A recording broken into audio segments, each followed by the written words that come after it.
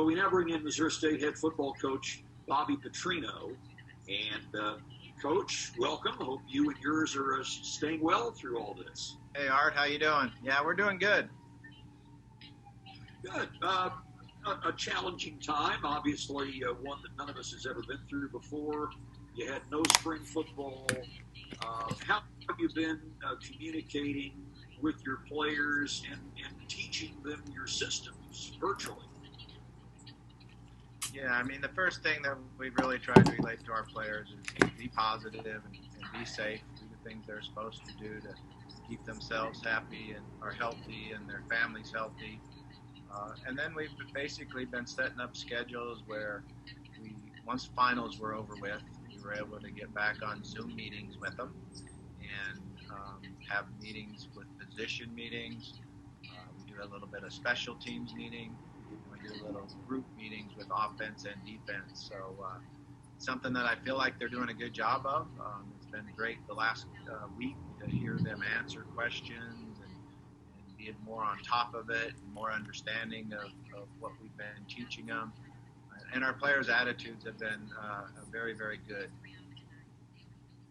From a conditioning standpoint, I mean, I just imagine that's going to vary wildly depending on circumstances of the individual and honestly their individual motivation, but in some cases what they are able to do during this. So maybe you can get some control over that when they get back on campus soon, but I imagine there's going to be a little disparity there in conditioning because gyms have been inaccessible for the most part.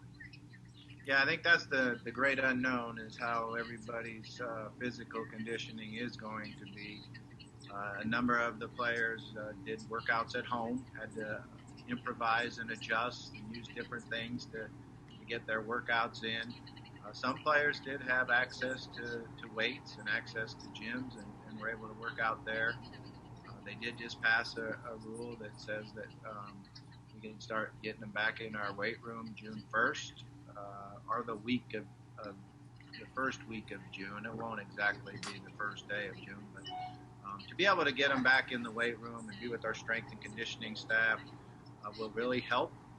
And I think nationally there's been a lot of talk about how many weeks do we need of practice to be able to get ready for the first game.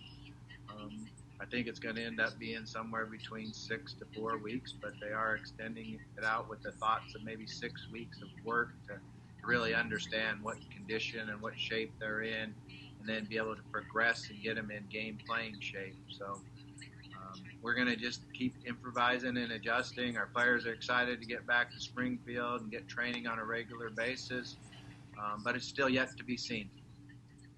Yeah, how's that going to look? I mean, in terms initially when things reopen of training room and weight room and all like that, under what limitations would you be initially?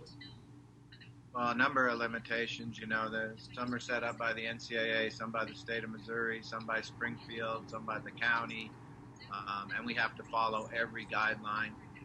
Right now, we're under the understanding that we'll probably have between 4 and 5 groups, less than 25 in a group. So somewhere, 20, 21 guys is what we're kind of looking at. Be able to go into the weight room at a particular time during the day. When they finish lifting, then they're going to be cleaning, making sure that it's sterile and ready to go for the next group.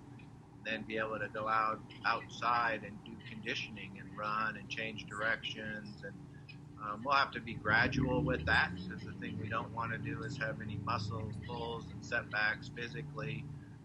So we'll take our time and really understand what kind of shape they're in and what we need to do to get them to improve and get better. But most of our players will be living in their apartments. Just to get on campus, we have to go through quite a few steps. And the players will have to fill out a questionnaire of where they've been, what they've been doing, where they traveled from, have they been around anyone with COVID, and then they'll have to take a test. And there will be a turnaround time on the test, so whether that's a day or 2 or 3 days, we'll have to wait for that. And then once they have a negative test, then they would be allowed to come into the weight room and work out. And then every day when they get here, there's a process too. They would have to go to the training, report to the training room, have their temperature taken, clean their hands, clean their face, and then go in and be able to work out. So one of the things that we're going to make sure we do is everything right so that we can make sure that everybody stays healthy. Today's broadcast partner is American National Insurance.